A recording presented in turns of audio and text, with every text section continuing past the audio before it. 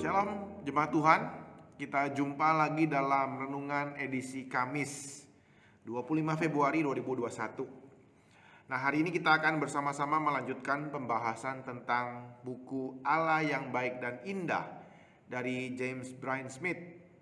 Nah, hari ini saya berikan tema berdiam dan memperhatikan. Nah, saudara-saudara, tentu kita tahu ya, hari ini kita hidup dalam era kecepatan dan kelimpahan informasi.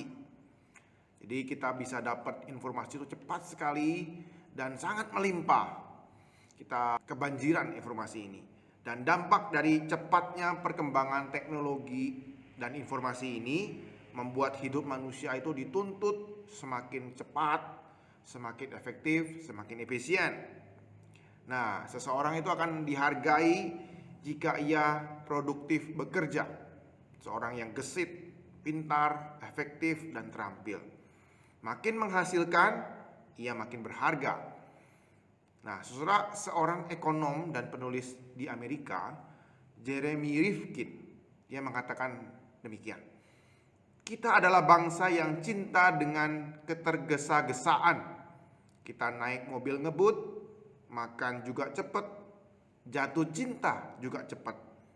Kita terobsesi untuk memecahkan rekor dan memperpendek waktu yang dibutuhkan.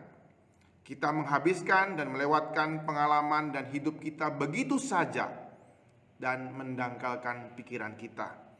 Orang Amerika selalu tergesa-gesa. Itu tulisannya terhadap orang-orang Amerika.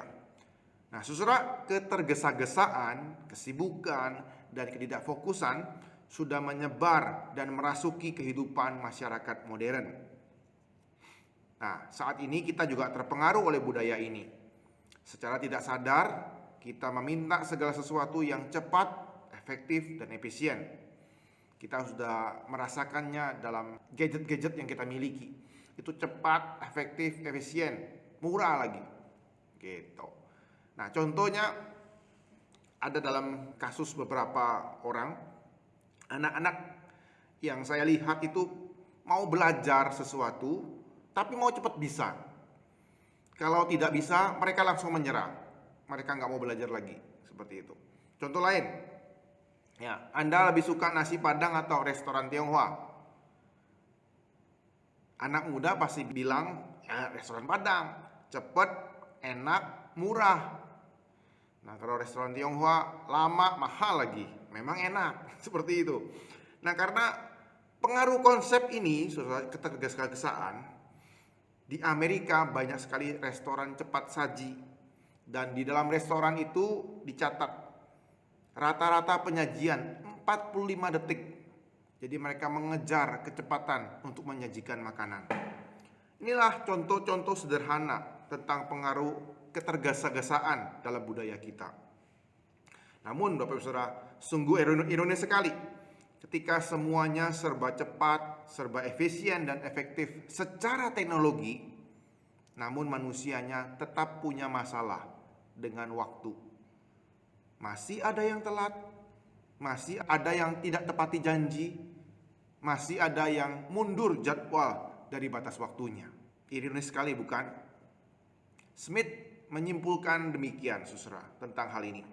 Semakin kita cepat bergerak, semakin kita tidak menikmati hidup ini. Sebenarnya kecepatan itu bukanlah masalahnya, tetapi keinginan kita akan kecepatan, itulah yang menjadi masalahnya. Semakin kita tidak sabar, semakin kita akan kehilangan fokus kita. Dan kerohanian kita pun akan bermasalah. Saudara-saudara, kita perlu berdiam dan memperhatikan kehidupan kita, terutama apa yang Tuhan kehendaki untuk kita lakukan. Mari saya mengajak kita membaca dalam Lukas pasal 10 ayat 38 sampai 42. Lukas pasal 10 ayat 38 sampai 42. Ketika Yesus dan murid-muridnya dalam perjalanan, tibalah ia di sebuah kampung. Seorang perempuan yang bernama Marta menerima dia di rumahnya. Perempuan itu mempunyai seorang saudara yang bernama Maria. Maria ini duduk dekat kaki Tuhan dan terus mendengarkan perkataannya. Sedang Marta sibuk sekali melayani. Ia mendekati Yesus dan berkata, Tuhan, tidakkah Engkau peduli bahwa saudaraku membiarkan aku melayani seorang diri? Suruhlah dia membantu aku. tetapi Tuhan menjawabnya, Marta, Marta, engkau khawatir dan menyusahkan diri dengan banyak perkara. Tetapi hanya satu saja yang perlu. Maria telah memilih bagian yang terbaik, yang tidak akan diambil daripadanya. Nah, saudara-saudara, ini adalah cerita Maria dan Marta.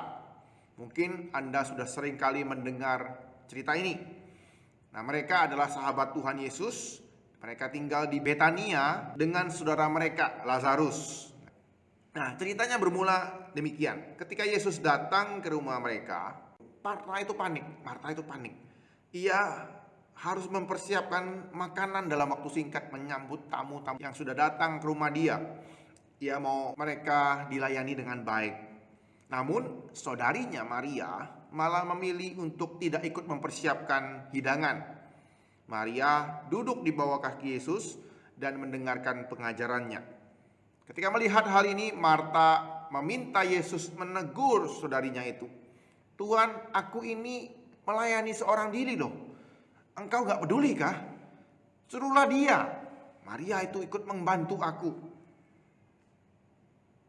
Mendengar permintaan Maria itu, Yesus menjawab, Marta, Marta, engkau khawatir dan menyusahkan diri dengan banyak perkara.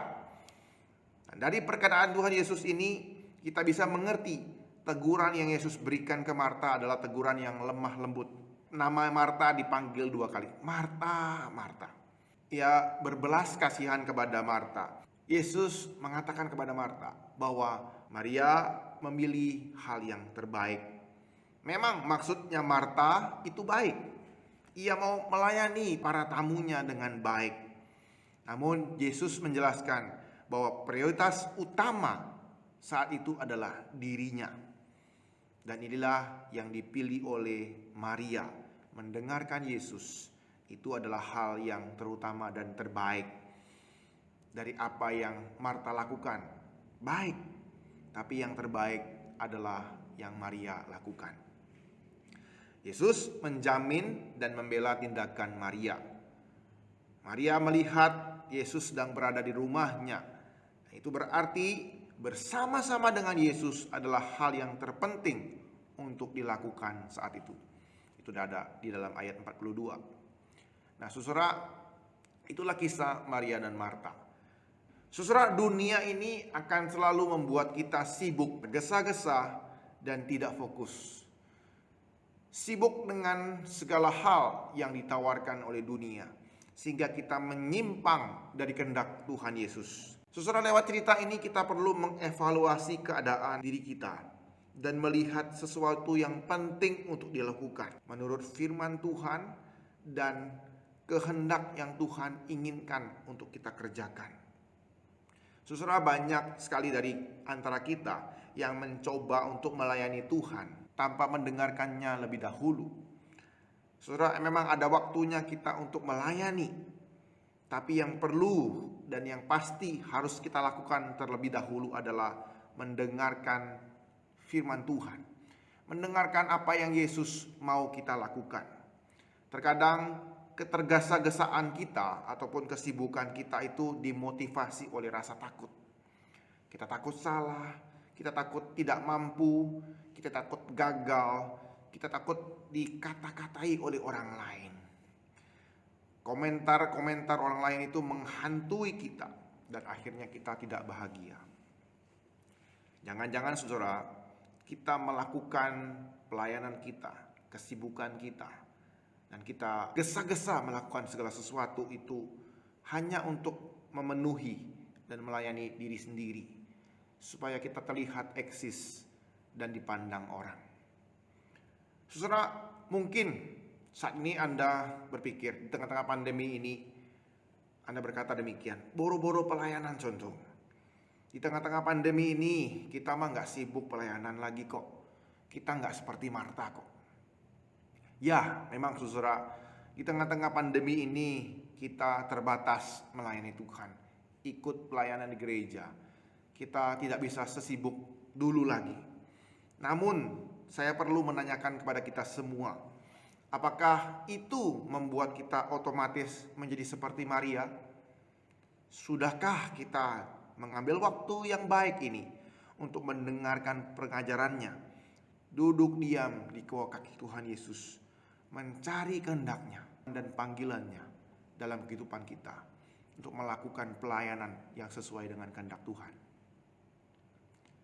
Saudara, dalam renungan kali ini saya mengajak kita bersama-sama kembali untuk diam di kaki Tuhan Yesus dan kembali memperhatikan firman-Nya.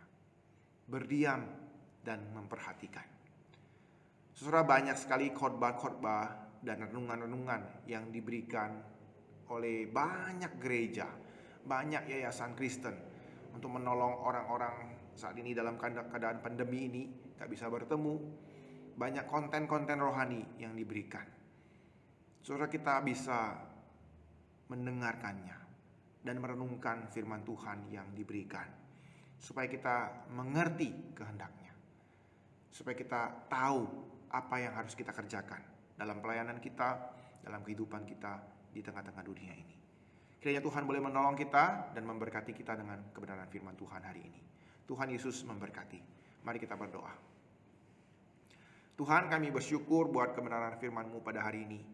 Lewat kisah Maria dan Marta, Tuhan, kami kembali diingatkan Tuhan untuk mengerti prioritas utama dalam kehidupan kami, yaitu dekat bersama-sama dengan Engkau Tuhan, mendengarkan kebenaran firman-Mu dan mendengarkan panggilan firman-Mu Tuhan. Tugas kami, pelayanan kami yang harus kami kerjakan, masing-masing itu berbeda. Nah, biarlah kami boleh mengerti itu lewat persekutuan kami dengan Engkau Tuhan. Tolong kami Tuhan dan mampukan kami untuk berdiam dan memperhatikan. Kemudian barulah kami melayani Engkau dan melayani sesama kami. Terima kasih Tuhan Yesus. Inilah doa kami dan permohonan kami. Demi nama-Mu kami ucap syukur dan berdoa. Amin.